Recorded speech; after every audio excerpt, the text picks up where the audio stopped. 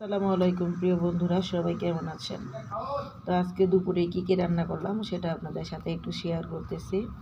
তো এই যে এটা হইতেছে ধনিয়া শুটকি ভর্তা, ধনিয়া পাতা দিয়ে শুকনো মরিচ কাঁচা মরিচ একসাথে মিক্স করে ভর্তাটা বানানো হয়েছে। ভর্তাটা খুব স্বাদ হয়েছে, খুবই মজাদার হয়েছে ভর্তাটা আজকের। আমি ভর্তা বানানোর পরেই একটু ট্রাই করে দেখছিলাম, তো ভর্তাটা খুব মজা হয়েছে। আর এটা হইতেছে গাজর, আলু, তারপরে মূলা শাক, তারপরে টমেটো ধনিয়া পাতা দিয়ে মিক্স করে একটা ভাজি করা হয়েছে। এই যে একটা ভাজি করা হয়েছে, এই ভাজিটাও মাশাআল্লাহ অনেক ভালো হয়েছে। আর এইখানে এই যে কালকে শুক্রবার গেছিল, তো গরুর ভুঁড়ি রান্না করছিলাম, তো সেটার কিছুটা রয়ে গেছিলো।